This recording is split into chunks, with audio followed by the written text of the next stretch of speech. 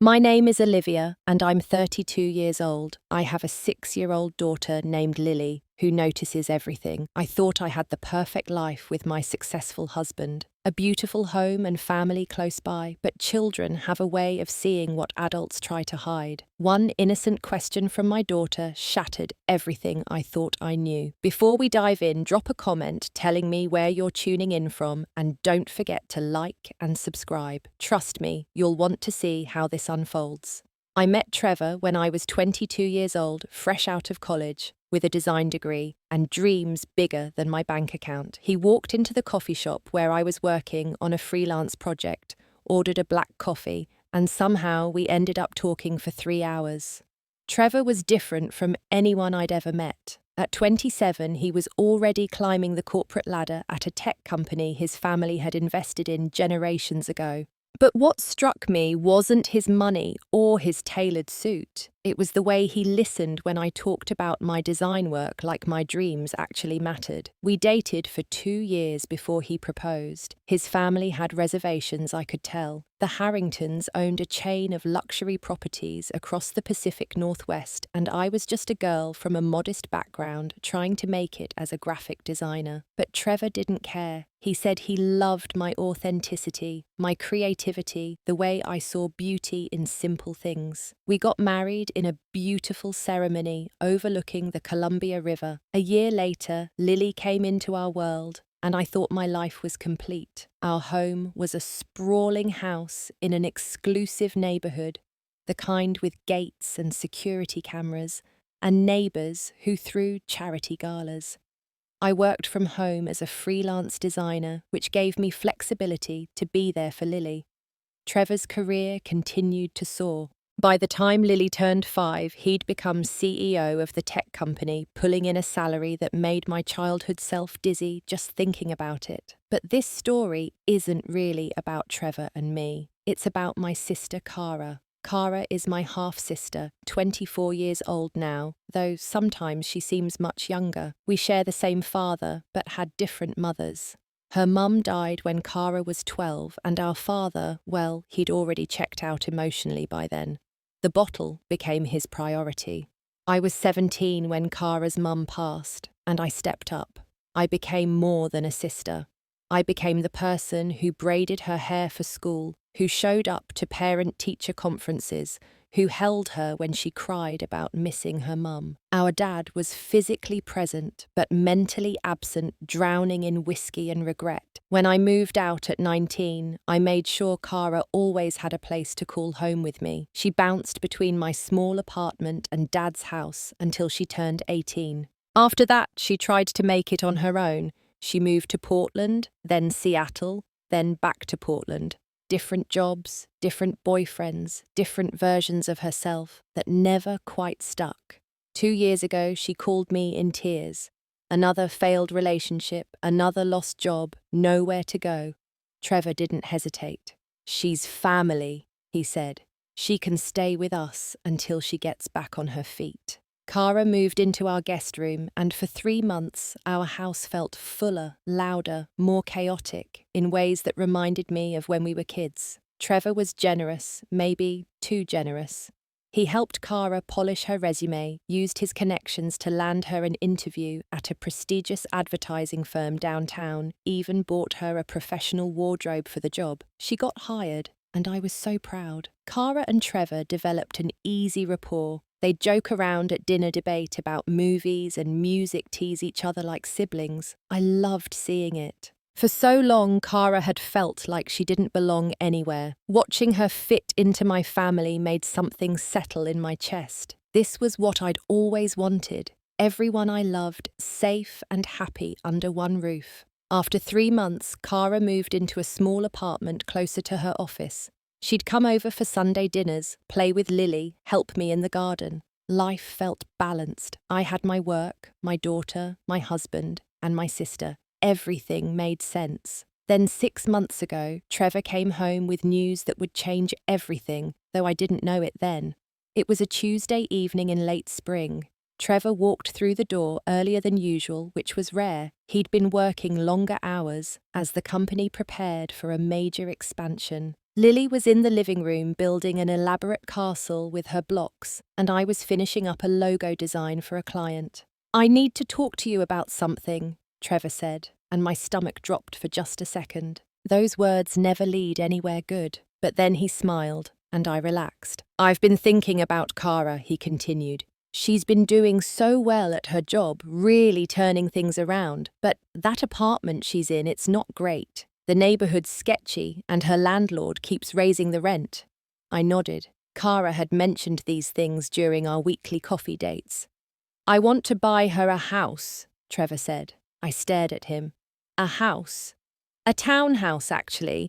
There's a beautiful development about 15 minutes from here. 3 bedrooms, 2 bathrooms, a small yard. It's perfect for her. She needs stability, Olivia. She's your sister, which makes her practically my sister too." My eyes filled with tears. This was the man I'd fallen in love with. Generous, thoughtful, always thinking about how to help people. "Trevor, that's incredibly kind, but are you sure that's a huge investment?"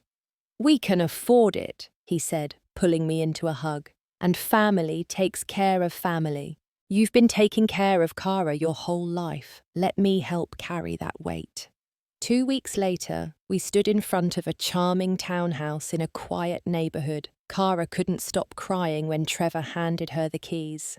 The place was move-in ready, freshly painted in soft greys and whites with modern fixtures and gleaming hardwood floors.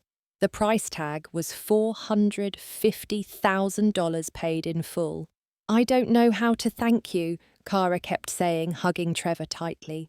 The hug lasted a bit longer than I expected, but I pushed the thought away. She was grateful. Of course she was. Moving day was exhausting but fun.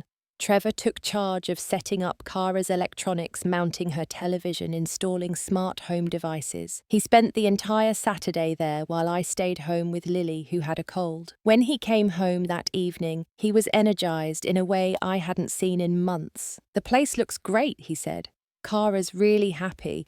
The housewarming party was small but lovely. Cara invited a few co-workers, Trevor invited some friends from his office, and I made enough food to feed an army.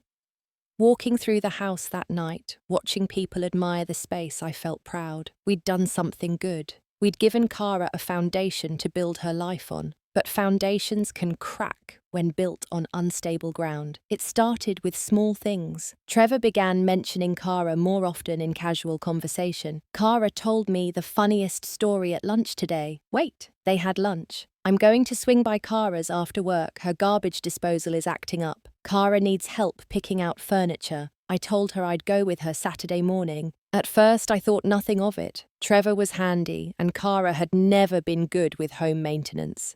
She'd call me in a panic when a light bulb needed changing in her old apartment. It made sense she'd lean on Trevor now, but the frequency increased. One evening, I tried calling Trevor to ask if he could pick up Lily from her piano lesson because I was stuck on a client call. No answer. I called again 30 minutes later. Still nothing. 2 hours passed before he called back. "Sorry, I was in a meeting," he said, but I heard something in the background. Laughter. Female laughter. Cara's laughter. "Are you at Cara's?" I asked, trying to keep my voice neutral. "Yeah, her dishwasher broke. Flooded the kitchen. I came over to help clean up and call a repair guy." "Oh," I said. "Is everything okay?" "All fixed," he assured me. "I'll be home in an hour." He came home 3 hours later, smelling like wine and making excuses about traffic. The next week, he went to Cara's house 3 times, once to help her hang curtains, once to fix a leaky faucet, once because she needed advice on refinancing options. Each time he'd come home later than expected with reasonable explanations that didn't quite add up. I started noticing other things. Cara texted Trevor constantly. I saw the notifications lighting up his phone when he left it on the kitchen counter. "Can you help me pick paint colours for the bathroom? The porch light went out. Could you change it? Do you think this couch would look good in my living room?" With attached photos.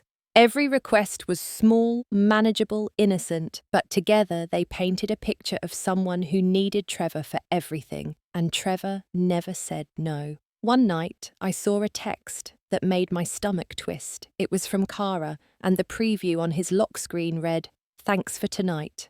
You always know how to make me feel better." When I asked Trevor what that meant, he barely looked up from his laptop. She was stressed about a project at work. I gave her some advice over dinner. No big deal. Dinner.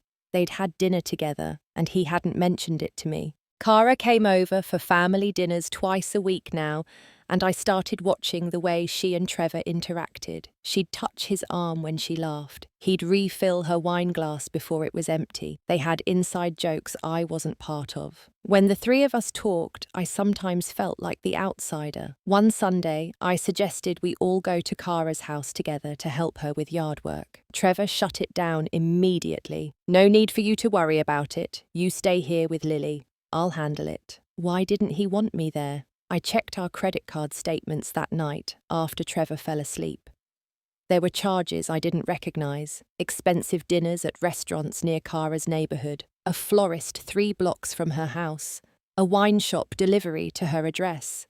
The amounts weren't huge, but the pattern was unmistakable. My husband was spending time and money on my sister in ways that went beyond brotherly help.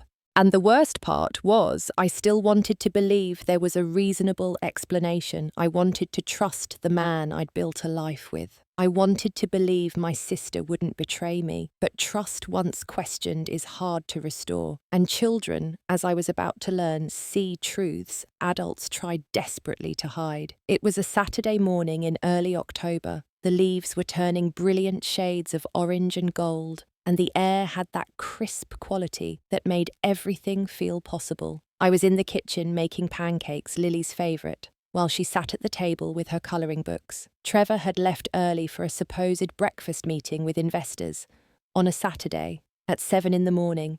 The excuse felt thin, but I was trying not to be paranoid. Lily was humming while she coloured, her little tongue sticking out in concentration, the way it always did when she was focused. Then, without looking up from her drawing, she said something that stopped my heart. "Mummy, why is Daddy at Aunt Cara's house every night?" The spatula slipped from my hand, clattering against the stove. I turned slowly to face my daughter. "What did you say, sweetie?" She looked up at me with those wide, innocent eyes. "Daddy, he's at Aunt Cara's house a lot.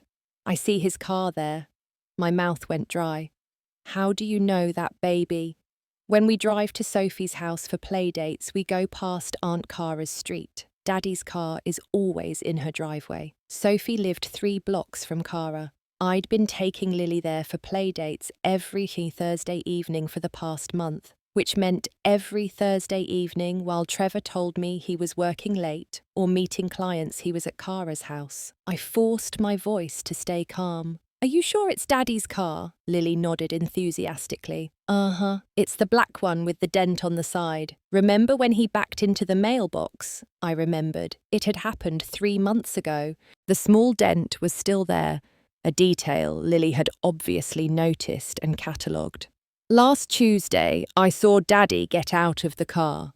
Lily continued, returning to her colouring. "He had flowers. Sophie said maybe Aunt Cara was sick and Daddy was bringing her feel-better flowers." The room tilted. Flowers. On a Tuesday. That was the night Trevor had told me he had a late client dinner. I'd gone to bed at 11 and he'd come home after midnight smelling like perfume I didn't wear. "That's nice of Daddy to help Aunt Cara," I managed to say, though the words tasted like ash. "Finish your colouring, sweetheart. Pancakes will be ready soon." But I couldn't focus on cooking. My hands shook as I flipped the pancakes. After I'd served Lily breakfast and set her up with a movie in the living room, I locked myself in the bathroom and pulled out my phone. I opened our shared credit card account and started scrolling. There, buried among grocery purchases and gas station charges, were the red flags I'd been too trusting to see. Bouquets from a florist near Cara's house purchased every week for the past 2 months. Wine from a shop that delivered exclusively to her neighbourhood. Dinners at an upscale Italian restaurant 15 minutes from her townhouse, always on nights Trevor claimed to be working late. I checked his calendar next. All those late meetings and client dinners, I cross-referenced them with his actual work schedule. Most didn't exist. The nights he said he was at the office, his key card hadn't been swiped at the building entrance. I knew this because I had access to the security app for our own office building, and Trevor's company used the same system. My husband was lying to me, consistently, elaborately, for months. I wanted to scream. I wanted to throw my phone through the mirror, but Lily was in the next room, and I couldn't fall apart. Not yet. That evening, when Trevor came home from his supposed breakfast meeting, I decided to test him. "How was the meeting?" I asked, casually, folding laundry in the bedroom. "Productive," he said, loosening his tie. "The investors are excited about the expansion plans." "Which investors?" I asked.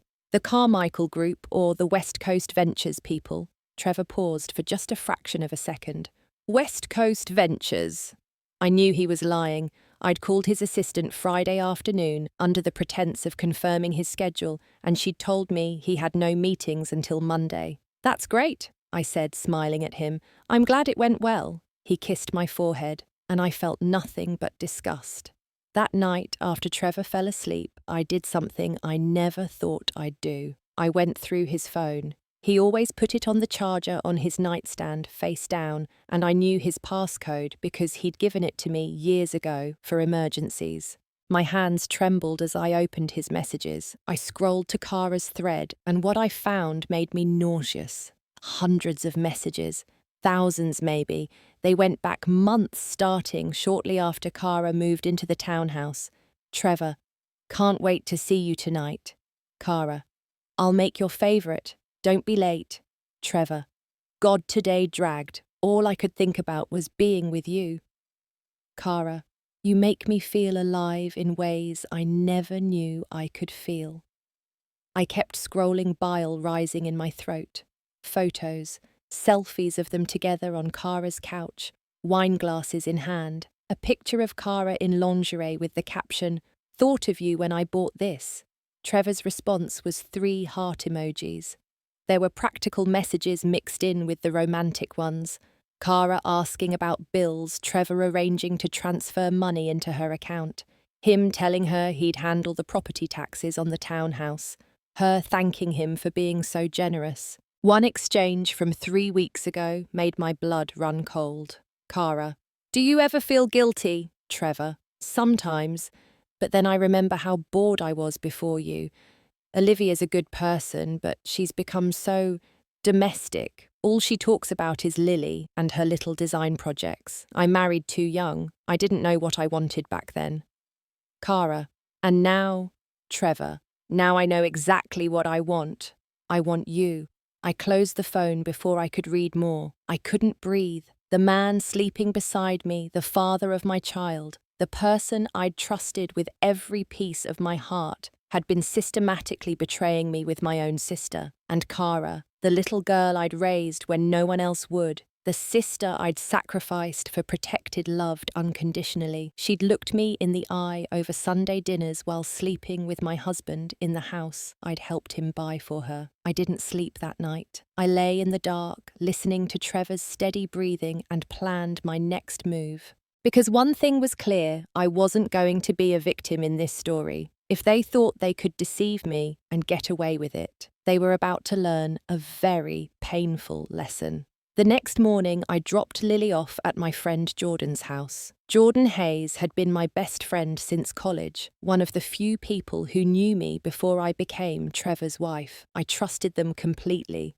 "Something's wrong," Jordan said, immediately reading my face. "What happened?" I told them everything. Lily's innocent observation, the credit card charges, the text messages I'd found on Trevor's phone. By the time I finished, Jordan looked ready to commit violence. "That absolute piece of garbage," Jordan spat. "And your sister after everything you've done for her." "I need help," I said. "I can't just confront them and hope for the best. I need evidence, real evidence that will hold up legally." Jordan made a call right then. Their cousin had gone through a messy divorce 2 years earlier and had used an excellent private investigator. Within an hour, I was sitting in a small office across from a woman named Diana Wright. Diana was in her 50s with sharp eyes and an air of competence that immediately put me at ease. She listened to my story without interrupting, taking notes in a leather-bound notebook. "I can have preliminary results in a week," she said, "but I need you to promise me something. Whatever I find, you don't react until we have everything documented. No confrontations, no letting them know you're suspicious. Can you do that?" I nodded, though the thought of pretending everything was normal for another week made me want to scream.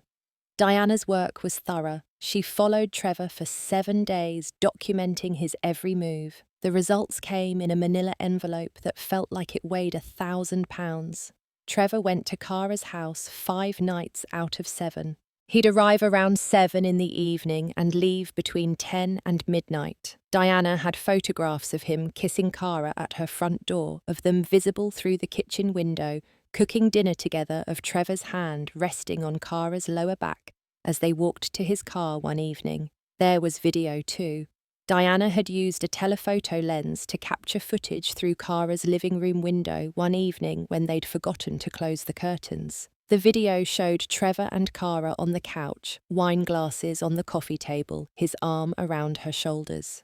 At one point, she climbed into his lap, and they kissed in a way that made it clear this was routine, comfortable, established. The evidence was irrefutable. This wasn't a new affair or a moment of weakness. This was a full-blown relationship that had been going on for months, possibly longer.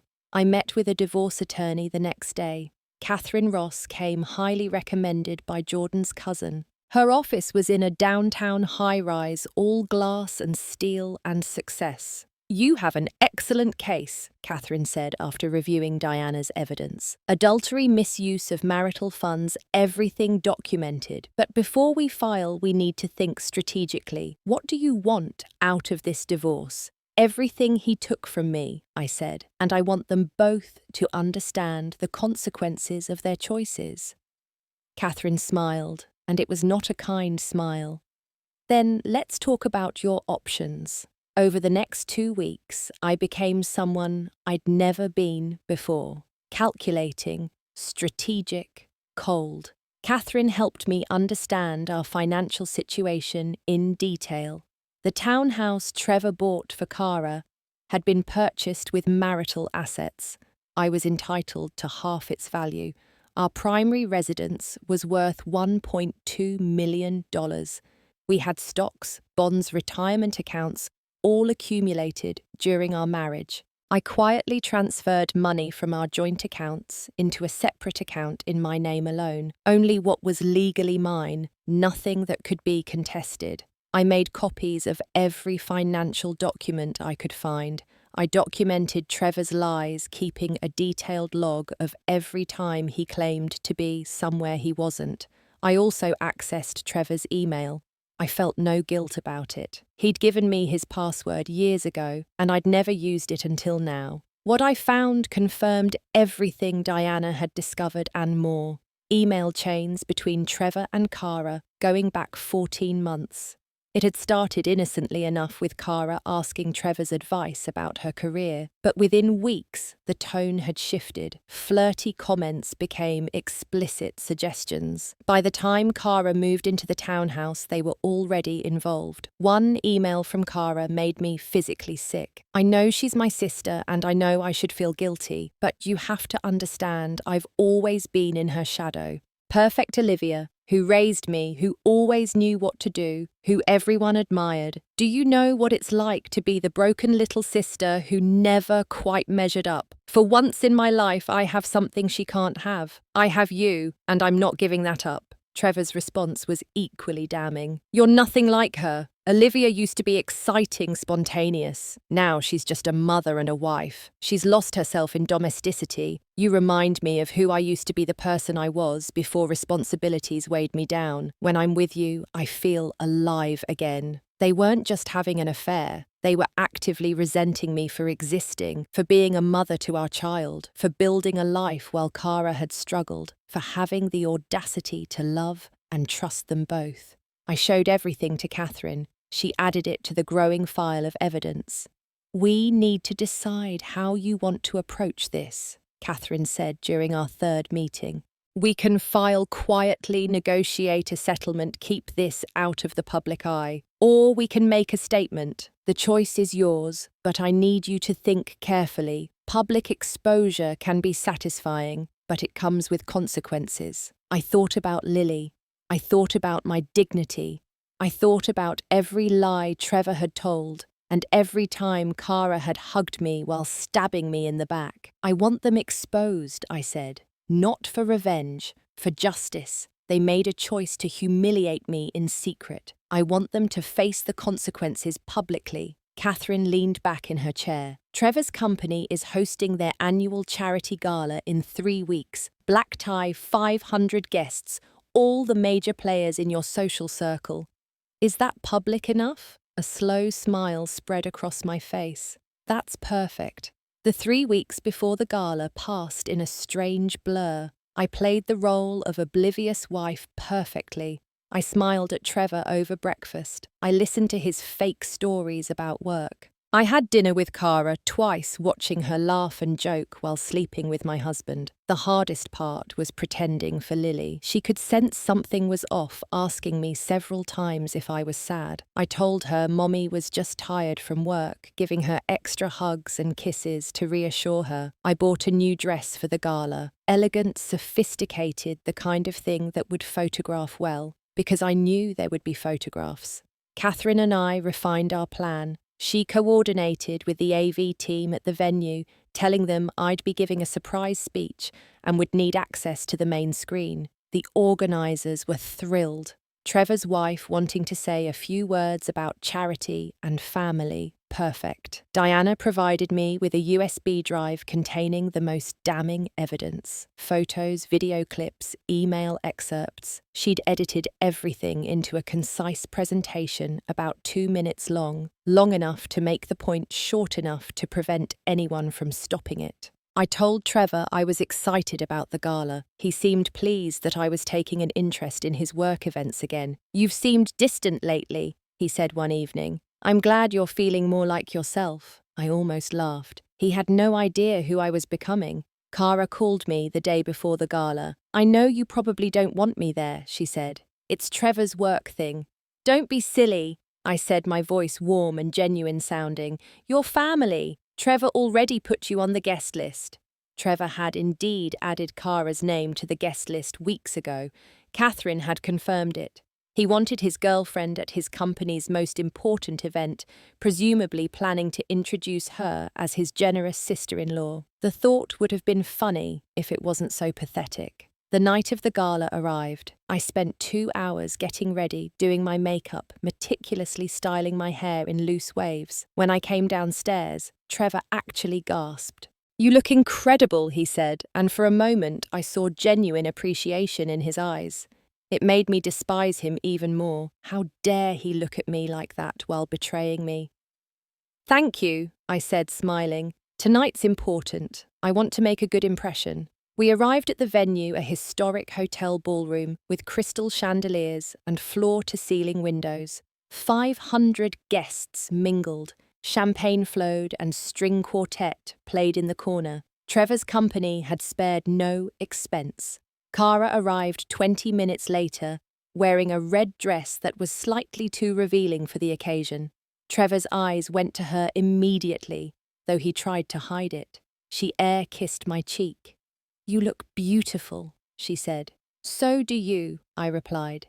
That dress is stunning. We made small talk. We smiled for photographs. We played our parts. I circulated through the crowd, chatting with Trevor's colleagues and their spouses. Several people commented on how radiant I looked. Marriage suits you, one woman said. I smiled and thanked her, thinking about how none of these people knew what was coming. Dinner was served a multi-course affair, with speeches between each course. The company's CFO talked about quarterly earnings. The head of marketing discussed their new campaign. Trevor gave a speech about innovation and family values. None of this success would mean anything without the people who matter most, he said, looking directly at me. My beautiful wife, Olivia, has been my rock, my support system, the reason I can take risks and dream big. Family is everything, and I'm grateful every day for mine. The crowd applauded. Cara, sitting 3 tables away, raised her wine glass in a toast. I wanted to vomit. After Trevor's speech, the MC announced there would be one more speaker before dessert. Olivia Harrington has asked to say a few words about tonight's charitable cause. Trevor looked surprised but pleased. I stood, smoothed my dress, and walked to the podium. The room quieted 500 faces, turning toward me expectantly. I smiled warmly. Thank you all for being here tonight. Trevor just spoke about family values, about how important family is to success and happiness. I'd like to talk about that too, because family has been on my mind a lot lately. I paused, letting the moment breathe. 3 months ago, my 6-year-old daughter asked me a question. She said, "Mummy, why is Daddy at Aunt Cara's house every night?" At first, I thought she must be confused, but children see more than we think they do. They notice patterns. They observe truths that adults try desperately to hide. Trevor's face went pale. Cara's wine glass froze halfway to her lips. The room was absolutely silent. So I started paying attention to those patterns, I continued, and I discovered something interesting about family values. I nodded to the AV technician. The lights dimmed slightly, and the massive screen behind me came to life. The first image appeared a photograph of Trevor and Cara kissing on her doorstep. The second image showed them through her living room window, intimate and comfortable. Then came the text message. Exchanges blown up large enough for everyone to read. I want you. You make me feel alive. She's become so domestic. The room erupted in gasps and murmurs. I let the presentation play 2 minutes of irrefutable evidence of my husband's affair with my sister. When it ended, I turned back to the crowd. My husband used our marital funds to buy my sister a $450,000 townhouse so they could conduct their affair more comfortably. I said, my voice steady and clear. Tonight, in front of all of you, I want to announce that I've filed for divorce, and I want to talk about real family values. The value of honesty, the value of loyalty, the value of standing up when someone tries to destroy you. I looked directly at Trevor. You said family is everything. You were right. Just not in the way you meant. Then I walked off the stage and straight out of the ballroom. Jordan was waiting by the exit with my coat and purse. We'd planned this down to the second. Within 30 seconds, I was in Jordan's car driving away from the hotel as chaos erupted behind me. My phone started ringing immediately. Trevor Cara numbers I didn't recognize. I turned it off and let Jordan drive me home. Not to the house I'd shared with Trevor. Home to a furnished apartment Catherine had helped me lease 2 weeks earlier, a place Trevor knew nothing about. "You did it," Jordan said, squeezing my hand. "You really did it."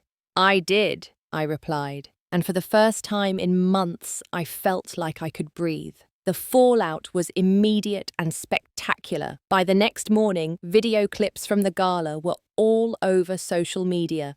Someone had recorded my speech and the presentation on their phone. It had been viewed millions of times. The comments section was ruthless. This is what happens when you betray a good woman. The sister is trash, and so is the husband. She handled this with so much class. I would have thrown hands. Trevor called 47 times in the first 24 hours. I didn't answer. Cara sent texts begging me to talk to her, claiming Trevor had manipulated her. I deleted them without reading past the first few words. The professional consequences hit Trevor hard. By Monday morning, the company's board of directors had called an emergency meeting. Shareholders were furious that their CEO's personal scandal was affecting stock prices. 3 major clients pulled their contracts, citing concerns about the company's leadership and values. Trevor was forced to issue a public statement. He apologized for his personal failings and announced he was stepping back from day-to-day operations to focus on his family. The board accepted his resignation within a week. Cara lost her job at the advertising firm. Her boss called it restructuring, but everyone knew the truth. No company wants to employ someone at the center of a viral infidelity scandal. Her co-workers had seen the video. Her professional reputation was destroyed. The divorce proceedings moved quickly. Catherine was brilliant and the evidence was overwhelming. Trevor's lawyers tried to negotiate, but they had no leverage. The texts, the emails, the financial records showing Trevor had used marital funds for his affair, all of it was documented and irrefutable. We settled out of court. I received 60% of our marital assets, including the primary residence. Trevor was required to buy out my share of the townhouse he'd purchased for Cara or sell it and split the proceeds. He chose to sell. Cara had to move out within 30 days. I was granted primary custody of Lily, with Trevor receiving supervised visitation rights every other weekend. The judge was not impressed by a father who'd been lying to his family and missing important events with his daughter to carry on an affair. The money from the settlement was substantial. Between the house sale, the investment accounts, and Trevor's forced buyout of my share in several properties, I walked away with enough to secure Lily's future and start fresh. But the money wasn't the victory. The victory was watching Trevor and Cara's relationship implode under the weight of public scrutiny and guilt. Without the secrecy and excitement of an affair, without me as the common enemy keeping them together, they had nothing. Cara blamed Trevor for ruining her life and destroying her relationship with me. Trevor blamed Cara for not being worth the sacrifice he'd made. They lasted 6 weeks after the gala, before Cara moved out of the townhouse and back to Portland. She tried to call me once, leaving a voicemail where she sobbed about being sorry, about not understanding what she'd done until it was too late. I saved the voicemail not out of sentimentality, but as a reminder that forgiveness is earned, not demanded, and some betrayals are too profound to forgive. My father called after the video went viral. He'd gotten sober 6 months earlier and was trying to make amends with both his daughters. "I'm proud of you," he said, "and ashamed of Cara. I failed you both in different ways, but you became strong despite me. Cara became weak because of me. I didn't disagree." As for Trevor, he tried to rebuild his career. He took a consulting position with a smaller firm, making a fraction of his former salary. His social circle contracted dramatically. Mutual friends chose sides, and most chose mine. The ones who remained loyal to Trevor were the type of people who valued money and status over character. He was welcome to them.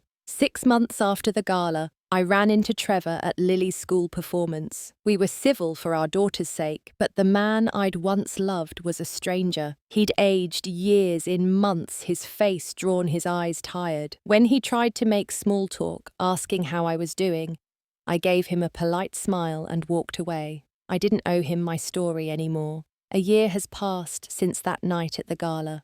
Lily and I live in a beautiful penthouse downtown, with floor-to-ceiling windows that let in streams of golden light every morning. It's smaller than the house we left behind, but it's ours.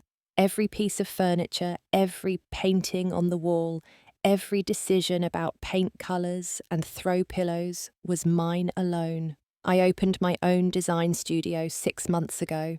The publicity from the scandal, weirdly enough, had brought attention to my work. People reached out wanting to hire the woman who'd stood up to her cheating husband with such composure. My client list grew quickly. I specialized in rebranding, helping businesses reimagine their visual identity. There was a poetry to it, helping others reinvent themselves while I was doing the same. Lily adjusted better than I'd feared. She missed having both parents under one roof, but she was happier in a home without tension.